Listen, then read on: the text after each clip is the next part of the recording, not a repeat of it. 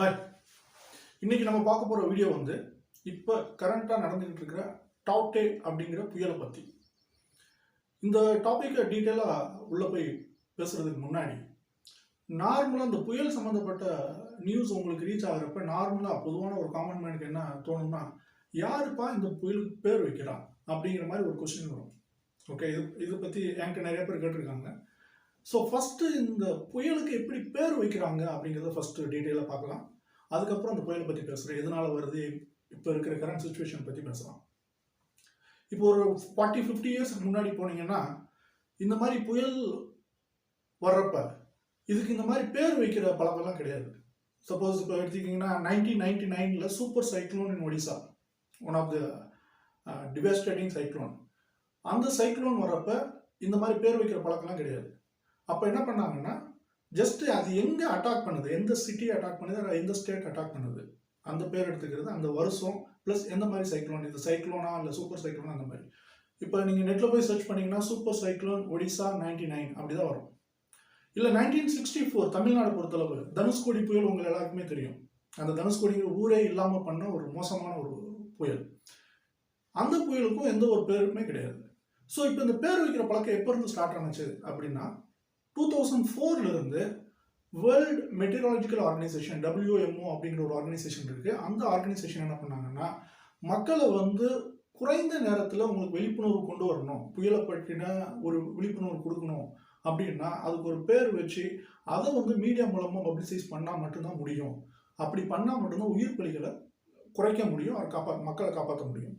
இப்போ பார்த்தீங்கன்னா super cyclone ஒடிசாவில் வந்துட்டு அந்த காலகட்டங்களில் இப்போ இருக்கிற சயின்ஸ் அண்ட் டெக்னாலஜி டெவலப்மெண்ட்லாம் கிடையாது. ஒரு சூப்பர் கம்ப்யூட்டர் ஆகட்டும், இல்லை சேட்டலைட் இமேஜஸ் ஆகட்டும், இந்த மாதிரியான அட்வான்ஸ் எக்யூப்மெண்ட்ஸ் வந்து கிடையாது. ஸோ அப்போ வந்து மக்களுக்குரிய வார்னிங் கொடுக்கக்கூடிய நேரம் வந்து ரொம்ப ரொம்ப கம்மி. ஆல்மோஸ்ட் நம்ம கோஸ்ட் பக்கத்தில் வந்த பிறகு தான் அதிகாரிகள் அலர்ட் ஆகி போய் மக்களுக்கு போயிட்டு அட்வைஸ் கொடுக்குற மாதிரி இருந்தது. அந்த மாதிரி காலகட்டங்களில் உங்களுக்கு புயல்னால் வரக்கூடிய உயிர் பலிகள் ஆர் பொருளாதார சேதாரங்கள் வந்து ரொம்ப ரொம்ப அதிகம். பட் இப்போ இருக்கிற சுச்சுவேஷனில் பார்த்தீங்கன்னா, வி ஹாவ் அட்வான்ஸ் எக்யூப்மெண்ட்ஸ், நிறைய எக்யூப்மெண்ட்ஸ் இருக்குது, சூப்பர் கம்ப்யூட்டர்ஸ் இருக்குது, சேட்டலைட்ஸ் இருக்குது. ஸோ நமக்கு வந்து ஆல்மோஸ்ட் 1 வீக் டைம் கிடைக்குதுன்னு வச்சுக்கோங்களேன் அப்ராக்சிமேட்லி. இப்போ இருக்கிற டெக்னாலஜி கூட புயல் வந்து ரொம்ப நாள் டைம் எல்லாம் கொடுக்குறதில்ல. ஏன்னா புயல் ஃபார்ம் ஆகி உங்களுக்கு வந்து லேண்ட் வந்து ஹிட் பண்ணுறதுக்கு மேக்ஸிமம் இப்போ இருக்கிற காலகட்டங்களில் இப்போ இருக்கிற அட்வான்ஸ் எக்யூப்மெண்ட் வச்சு ஒரு 2 to 3 days முன்னாடி ப்ரிடிக்ட் பண்ண முடியும்.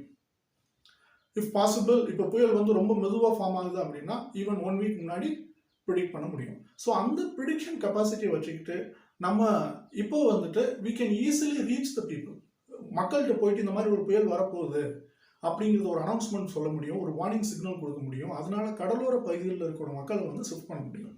அந்த ஒரே ஒரு ரீசனுக்காக தான் இந்த பேர் வைக்கிற பழக்கம் அப்படிங்கிறது வந்து ஸ்டார்ட் ஆச்சு.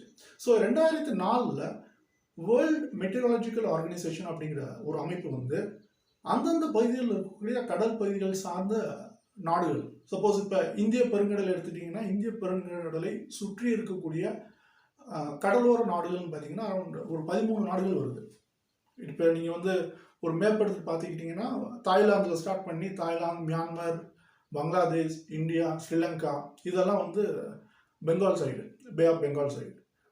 இந்த சைடு வந்தீங்கன்னா அரேபியன் சைடு, ஸ்ரீலங்காவிலேருந்து ஸ்டார்ட் பண்ணிங்கன்னா அரேபியன் சைடுலேருந்து இப்படி போனீங்கன்னா பாகிஸ்தான், இந்தியாவுக்கு அடுத்து பாகிஸ்தான், அதுக்கப்புறம் gulf countries, Qatar, Yemen, Saudi Arabia, even Iran, few African countries, இது எல்லாமே வருது. இதெல்லாமே சேர்த்து மால்தீவ்ஸ், இதெல்லாமே சேர்த்து அரௌண்ட் 13 கண்ட்ரிகள் வந்து Indian ocean rim of countries அப்படின்னு ஒரு குரூப் இருக்குது. இந்த 13 கண்ட்ரிஸும் சேர்ந்து 13 நேம்ஸ் கொடுத்துருக்காங்க. இப்போ இருக்கிற லிஸ்ட், இப்போ லேட்டஸ்ட்டாக வந்த லிஸ்ட் பிரகாரம் பார்த்தீங்கன்னா 2020-21 லிஸ்ட் வந்திருக்கு. அஸ் பர் த லிஸ்ட் இந்த 13 கண்ட்ரிகளும் 13 வகையான டிஃப்ரெண்ட் நேம்ஸ். ஏன் அந்த 13 கண்ட்ரிகள் கொடுத்துருக்காங்க அப்படின்னா, மக்களுக்கு போய் ஈஸியாக ரீச் ஆகணும் அப்படின்னா அந்த லோக்கல் லாங்குவேஜில் அந்த ஏரியாவில் இருக்கக்கூடிய கண்ட்ரியிலிருந்து அந்த பெயர்கள் வைக்கப்பட்டால் மக்களுக்கு வந்து ஈஸியாக ரீச் ஆகும், மக்களுக்கு வந்து வார்னிங் சிக்னல் ஈஸியாக போகும் அப்படிங்கிற ஒரு சிம்பிள் லாஜிக் தான், வேறு ஒன்றுமே கிடையாது. இப்போ இன்னைக்கு இருக்கிற சைக்ளோன், இப்போ நம்ம பேசிகிட்டு இருக்கிற இந்த டைமில் சைக்ளோன் வந்து குஜராத் அண்ட் மகாராஷ்டிராவில் ஹிட் ஆகிட்டு இருக்கு. ஸோ இந்த டவுட்டே அப்படிங்கிற சைக்ளோன் வந்து நேற்றை விட இன்னைக்கு ஸ்பீடு வந்து ஜாஸ்தியாக இருக்குது. சிவியர்லேருந்து வெரி சிவியர்னு அனௌன்ஸ் பண்ணியிருக்காங்க. நம்ம இந்த ஸ்பீட் வந்து based on number half kilometre per hour. Suppose 220 kilometre per hour மேலே இப்போ சைக்ளோன் வந்து ஸ்பீட் இன்க்ரீஸ் ஆகுது அப்படின்னா அந்த சைக்ளோன் வந்து சூப்பர் சைக்ளோன்னு சொல்லுவாங்க. 220 கிலோமீட்டர் பெர் ஹவருக்கு கீழே இருந்ததுன்னா அந்த சைக்ளோனுக்கு வந்து நார்மல் சைக்ளோன்னு பேர். இப்போ இருக்கிற டவுட்டே வந்து it's a normal cyclone. Suppose இது வந்து 220க்கு மேலே போச்சுன்னா இதை வந்து சூப்பர் சைக்ளோன்னு சொல்லலாம். இப்போ இருக்கிற கரண்ட் சினாரி, இப்போ நம்ம இந்த வீடியோ எடுத்துகிட்டு இருக்கிற இந்த டைமில் சைக்ளோன் வந்து ஸ்பீட் வந்து இன்க்ரீஸ் ஆகிட்டு இருக்கு அப்படின்னு தான் நியூஸில் சொல்லிட்டு இருக்காங்க. ஸோ இந்த டவுட்டே அப்படிங்கிற பேர் வந்து யார் கொடுத்தாங்கன்னா மியான்மரில் இருக்கக்கூடிய மியான்மர் கண்ட்ரி கொடுத்த 13 நேமில் ஒன்று இப்போ இருக்கிற லேட்டஸ்ட் லிஸ்ட் பிரகாரம்.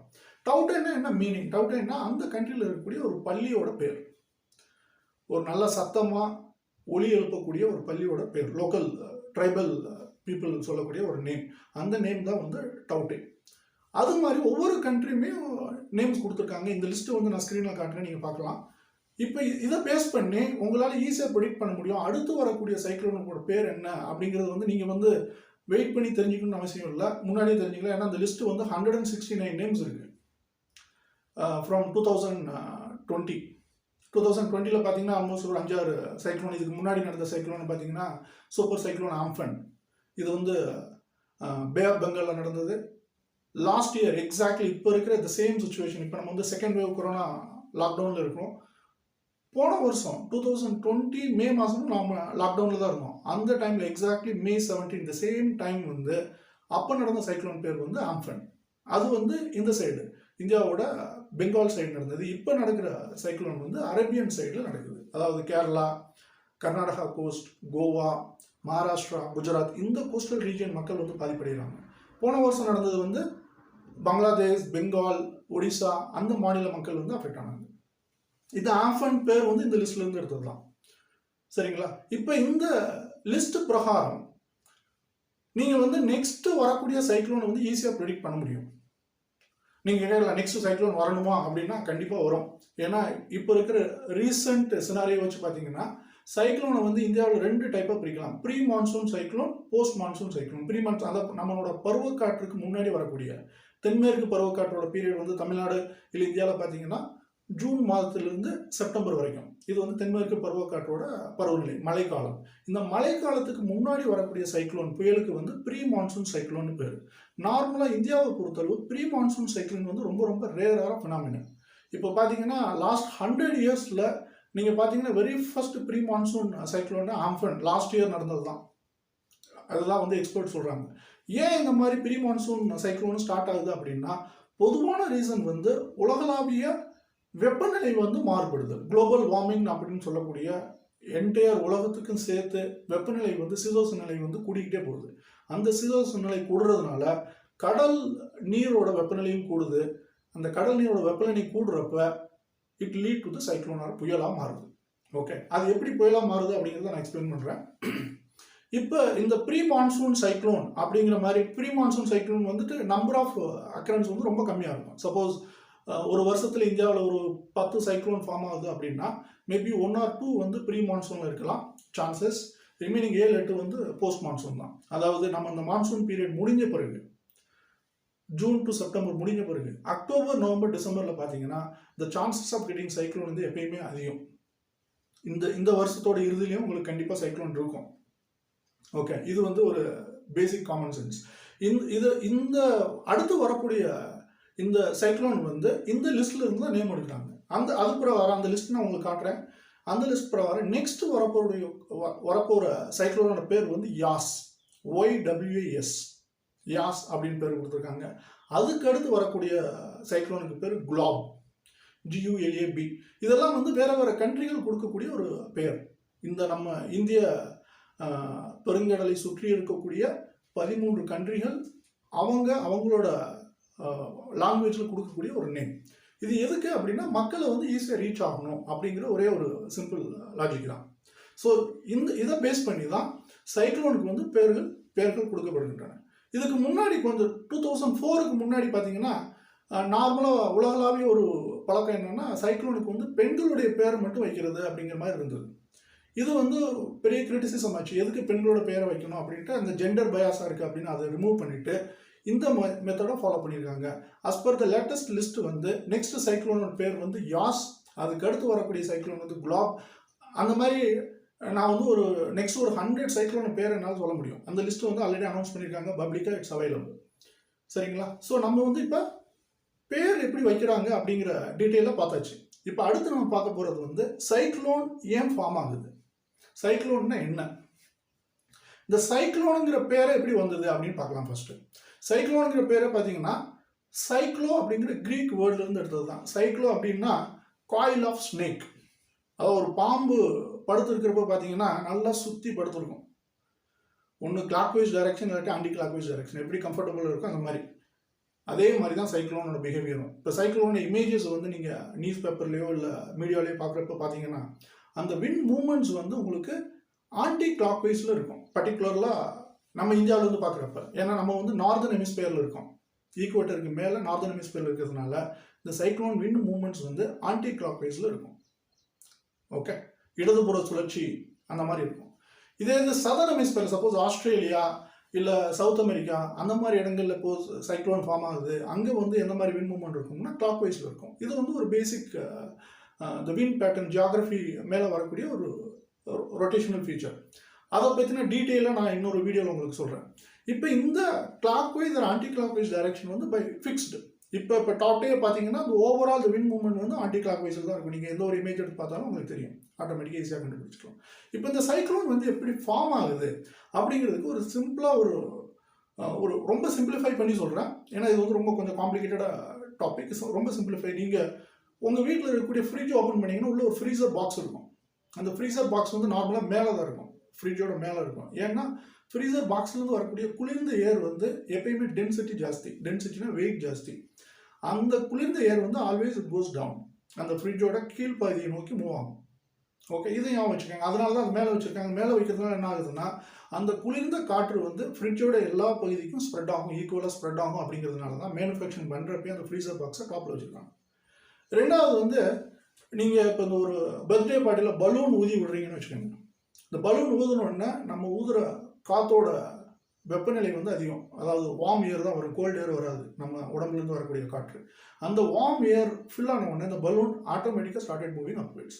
ஏன்னா அந்த பலூனை சுற்றி இருக்கக்கூடிய காற்றோட ப்ரெஷர், அந்த ப்ரெஷரில் அந்த லைட்டாக ஏராக இருக்கக்கூடிய அந்த காற்று வந்து ஆட்டோமேட்டிக்காக மேலே மூவ் ஆரம்பிச்சிடும், இந்த பலூன் வந்து மூவ் ஆரம்பிச்சிடும். ஸோ இந்த ரெண்டு விஷயத்தை நீங்கள் ஞாபகம் வச்சுக்கணும். ஒன்று, வார்ம் ஏர் வந்து லைட்டர், கோல்டு ஏர் வந்து ஹெவியர். இந்த ரெண்டு விஷயம் உங்களுக்கு தெரிஞ்சால் இட்ஸ் வெரி சிம்பிள். சைக்ளோனை பற்றின ஈஸியாக புரிஞ்சுக்கலாம். நெக்ஸ்ட் நீங்கள் டைரெக்டாக மெரினா பீச்சுக்கு போகலாம். இந்த வீடியோ பார்க்குற ஆல்மோஸ்ட் எல்லாருமே மெரினா பீச்சுக்கு ஒரு டைமாவது நீங்கள் போயிருப்பீங்க. நீங்கள் ஆல்மோஸ்ட் இப்போ இந்த சப்போஸ் இப்போ கொரோனா இல்லை அப்படி இல்லைன்னா ரைட் நோ கூட மெரினா பீச்சில் ரொம்ப கூட்டம் இருக்கும். Morning walk or evening walk அப்படிங்கிற மாதிரி. இந்த evening time around 5 to 6 o'clock நீங்கள் மெரினா பீச்சுக்கு போனீங்கன்னா you can feel cool breeze, நல்லா குளிர்ந்த காற்று அந்த கடலோரத்துலேருந்து அழகாக வரும். இது வந்து பை டிஃபால்ட் எப்போ வரும். நீங்கள் எப்போயாவது கேட்டிருக்கீங்களா எதனால இந்த மாதிரி காற்று வருது அப்படின்னு? ஏன்னா இப்போ மெரினா பீச்சுக்கு போனீங்கன்னா சென்னை சிட்டியோட என்டையர் லேண்ட் நிலப்பரப்பு இருக்கு இல்லைங்களா, நாள் ஃபுல்லாக சூரிய ஒளியை ரிசீவ் பண்ணி ரொம்ப ஹாட் ஆகிடும். இது ஆல்மோஸ்ட் ஒரு தோசை பேன் மாதிரி ஏன் வச்சுக்கோங்க. தோசை சட்டி வந்து நல்லா காஞ்சிக்கிட்டே இருக்குது, ரொம்ப ஹீட் ஆயிடுச்சு, அதுக்கப்புறம் தான் தோசை ஊற்ற போகிறோம். அந்த மாதிரி பொசிஷன் தான் இப்போ சென்னை சிட்டியை பொறுத்தளவு. சென்னை சிட்டி வந்து நாள் முழுக்க சூரிய ஒளி பட்டு பட்டு பட்டு ரொம்ப ஹீட் ஆகி அது மேலே இருக்கக்கூடிய ஏர் எல்லாமே வார்ம் ஆயிடுச்சு. நீங்கள் உங்களுக்கு ஹாட் ஏர் பலூன் மாதிரி அந்த ஏரெல்லாம் ஸ்டார்டட் மூவிங் அப்வர்ட்ஸ், இதெல்லாம் மேலே போயிடுச்சு. இப்போ அதே நேரத்தில் கடல் மேலே இருக்கக்கூடிய காற்று வந்து இன்னும் குளிர்ச்சியாக தான் இருக்குது. அந்த குளிர்ச்சியான காற்று வந்து ஹெவியாக இருக்குது. ஹெவியாக இருக்கிறதுனால அது வந்து ப்ரெஷர் ஜாஸ்தி. இங்கே வந்து ஹீட்டாக இருக்கிறதுனால ப்ரெஷர் கம்மி.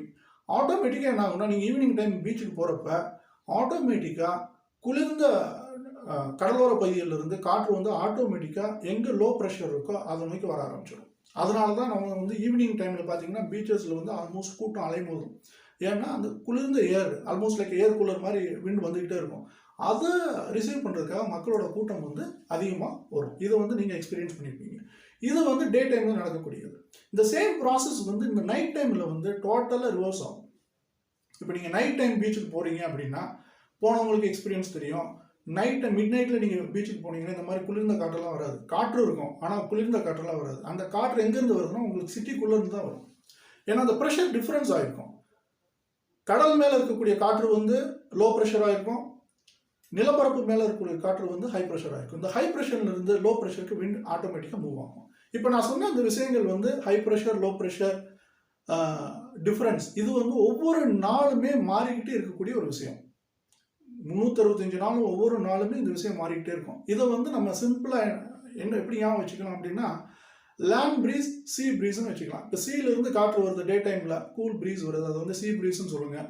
லேண்ட்லேருந்து மிட் நைட்டில் காற்று வருது, அது வந்து லேண்ட் ப்ரீஸ்ன்னு சொல்லுங்கள். சிம்பிள். இப்போ இந்த லேண்ட் ப்ரீஸ், சீ ப்ரீஸ் இந்த ரெண்டுமே வந்து ஒவ்வொரு நாளுமே day time and night time keep on change.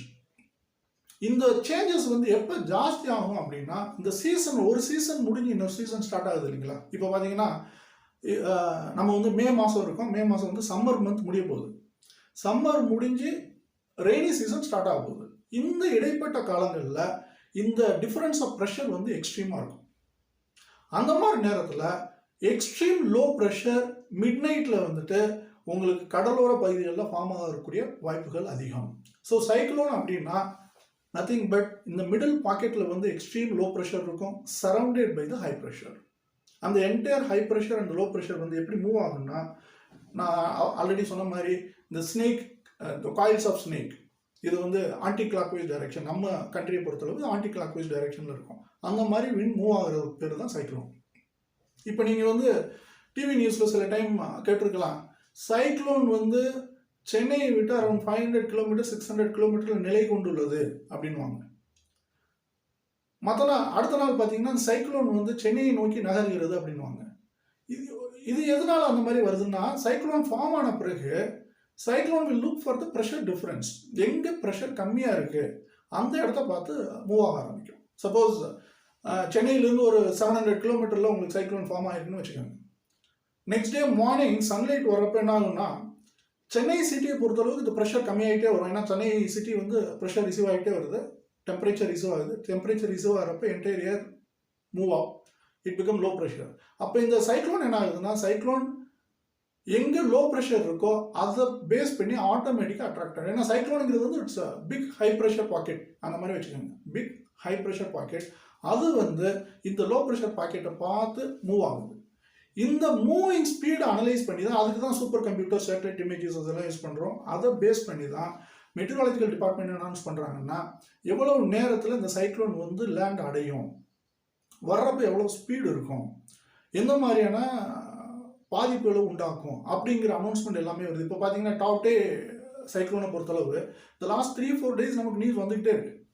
நேற்று இன்னைக்கு தான் வந்து it is hitting the ground, அதாவது கோஸ்டல் ஏரியா. நேற்று வந்து கேரளாவில் அஃபெக்ட் பண்ணிச்சு, இன்னைக்கு வந்து நேற்று வந்து கேரளா அண்ட் கோவா, இன்னைக்கு வந்து மகாராஷ்டிரா அண்ட் குஜராத், இன்னைக்கு ரைட் நவ் இந்த மாதிரி நடந்துகிட்டு இருக்கு. ஸோ இது இந்த இதை கால்குலேட் பண்ணுறதுக்கு வந்து இந்த ப்ரெஷர் டிஃப்ரென்ஸை கால்குலேட் பண்ணக்கூடிய சூப்பர் கம்ப்யூட்டர். ஏன்னா இது ஒவ்வொரு செகண்டுமே மாறுபடக்கூடிய ஒரு விஷயம்.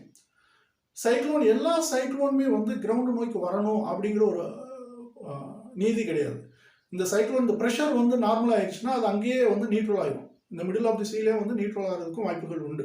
ஸோ இங்கேருந்து இங்கே மூவ் ஆகிறதுக்கு சப்போஸ் எக்ஸ்ட்ரீம் ப்ரெஷர் ஃபார்ம் ஆனால் மட்டும்தான் அது முடியும். இப்போ நான் சொன்ன மாதிரி இது வந்து வெரி சிவியர் சைக்ளோன் அப்படிங்கிற மாதிரி அனௌன்ஸ் பண்ணியிருக்காங்க அஸ் ஆஃப் டுடே இந்த டவுட்டே அப்படிங்கிறது. ஏன்னா அந்த விண்ட் ஸ்பீட் வந்து மோர் தென் 100 km/h.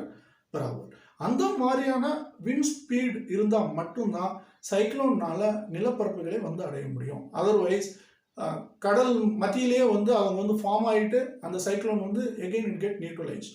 யாருக்குமே எந்த பாதிப்பும் இல்லாமல் கடல் மத்தியில் மட்டும் உங்களுக்கு மழை இருக்கும், இமீடியட்டாக அது வந்து நியூட்ரலைஸ் ஆகிடும். அந்த மாதிரி சுச்சுவேஷன் ஆகும். புரியுதுங்களா? ஸோ ஒரு ரொம்ப காம்ப்ளிகேட்டடாக ஒரு டாபிக், இதை சிம்பிளிஃபை பண்ணி எவ்வளோ விளக்க முடியுமோ சொல்லியிருக்கேன். ஆல்மோஸ்ட் உங்களுக்கு புரிஞ்சுக்கணும்னு நினைக்கிறேன். சப்போஸ் இதையும் தாண்டி உங்களுக்கு கொஸ்டின் இருந்ததா கண்டிப்பாக கமெண்ட் செக்ஷனில் ரைட் பண்ணுங்கள். கண்டிப்பாக உங்களுக்கு ஆன்சர்ஸ் கிடைக்கும். இந்த வீடியோவை திரும்ப ஒரு தடவை பாருங்கள். பார்க்குறப்போ உங்கள் மனசில் இருக்கக்கூடிய எல்லா கேள்விகளுக்குமே இதில் பதில் கண்டிப்பாக இருக்குது. சைக்ளோன்கிற நேம் எப்படி வைக்கிறாங்க, சைக்ளோன் எப்படி ஃபார்ம் ஆகுது, அது எப்படி மூவ் ஆகுது, லேண்டை நோக்கி எப்படி மூவ் ஆகுது, அதை எப்படி நம்ம ப்ரிடிக்ட் பண்ணுறோம் அப்படிங்கிற எல்லாமே இதில் சொல்லியிருக்கேன். With the help of advance science and technology அதை வச்சு தான் நம்ம ப்ரிடிக்ட் பண்ண முடியுது. ஸோ ஹோப்ஃபுல்லி டவுட்டே வந்து உயிர் பலி இல்லாமல் கூடிய சீக்கிரம் விரைவில் நார்மல் அடையும் அப்படின்னு நம்புவோம்.